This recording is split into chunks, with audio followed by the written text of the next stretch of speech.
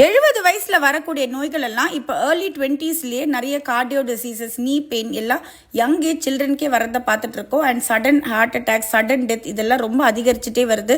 So உள்ள நம்ம என்ன போடுறோம் அப்படின்றது ரொம்ப ரொம்ப இம்பார்ட்டன்ட். உள்ள நல்ல நியூட்ரிஷனான ஃபுட்டு கொடுத்தீங்கனாலே உடல் ஆரோக்கியமாக இருக்கும்.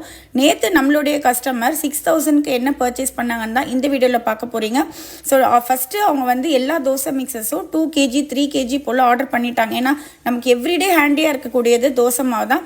காட்டியானம் புட்டு மாவு, புட்டு அந்த அளவுக்கு நம்ம எடுத்துக்க மாட்டோம்ல. ஸோ அது ஒரு 1/2 கிலோ ஆர்டர் பண்ணியிருந்தாங்க. பார்லி கஞ்சி மாவு பாட்ரிச் மிக்ஸ் ஆர்டர் பண்ணியிருந்தாங்க. அது ஜஸ்ட் தண்ணியில் காய்ச்சி குடிக்கலான்னு அது ஒரு 1.5 kg ஆர்டர் பண்ணியிருந்தாங்க. சுக்கு மல்லி டீ, நம்ம டீ எவ்ரிடே டீயில் ஜஸ்ட் கொஞ்சமாக தானே ஸ்ப்ரிங்கிள் பண்ண போகிறோம். அது 100 grams.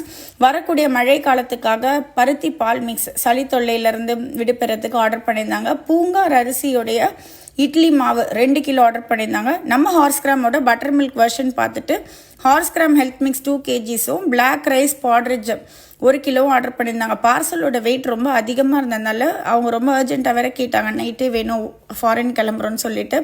அதனால நைட்டு 10 மணிக்கு தாங்க போட்டேன். உங்களுக்கும் எவ்ரி மந்த் 5000 பட்ஜெட் செலவு பண்ண முடியும் அப்படின்னா நம்ம ப்ராடக்ட்ஸை இப்போவே வாட்ஸ்அப்பில் ஆர்டர் பண்ணிக்கலாம், வெப்சைட்டில் ஆர்டர் பண்ணிக்கலாம். இந்த மாதிரி சிறுதானியங்களும் செகப்பரிசியை சேர்த்து சாப்பிடும் போது correct balance of protein, carbs, healthy fats இதெல்லாம் நமக்கு கிடைக்கும். ஸோ போர்ட்டர் போட்டுட்டு பைகாம்பரி கோதுமை மாவு பாதியும் பார்லி மாவு பாதியும் போட்டு தான் சப்பாத்தி மாவுக்கு பிசைஞ்சு வச்சுருந்தேன்.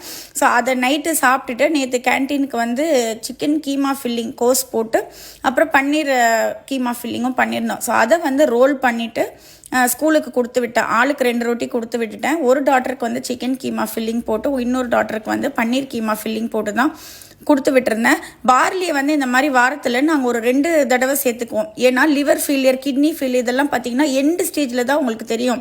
கண்ணாடி ஆல்ரெடி உடஞ்சிருச்சு, அதுக்கப்புறமா நீங்கள் ஒட்ட வச்சிங்கன்னா ரொம்ப கஷ்டம். அதனால தான் நம்ம உடம்பு வந்து கண்ணாடி மாதிரி. ஸோ நல்லா இருக்கும் போதே நல்ல உணவுகளை வந்து நம்ம கொண்டு பார்த்துக்கணும்.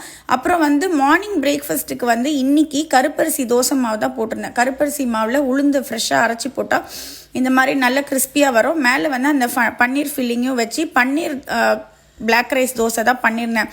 ஏன்னா மதியானம் தான் பார்லி சாப்பிட்றோம்ல. ஸோ மார்னிங் பிரேக்ஃபாஸ்ட்டுக்கு வந்து கருப்பரிசி சாப்பிட்லாம் அப்படின்னு சொல்லிட்டு இந்த மாதிரி மெத்தடில் சாப்பிட்டோம்.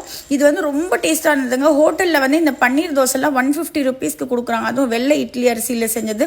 பட் இந்த மாதிரி பிளாக் ரைஸில் நம்ம கொடுக்கும்போது அந்த பர்பிள் கலர் வந்து அவங்களுக்கு பெருசாக பாதர் பண்ண மாட்டாங்க. ஏன்னா மஃபின்ஸ், ப்ரௌனிஸ் எல்லாம் பர்பிள் கலரில் கொடுத்தா சாப்பிட்றாங்க. கேக்ஸ் எல்லாமே பர்பிள் கலரில் இருக்குது. அதனால கருப்பரிசியை உங்கள் குழந்தைங்களோட டயட்டில் கண்டிப்பாக ஆட் பண்ணுங்கள். நம்மளோட இன்ஃபர்மேஷன்லாம் யூஸ்ஃபுல்லாக இருந்ததா நம்ம யூடியூப் சேனல் இப்போவே சப்ஸ்கிரைப் பண்ணி இன்ஸ்டாவையும் ஃபாலோ பண்ணிக்கோங்க.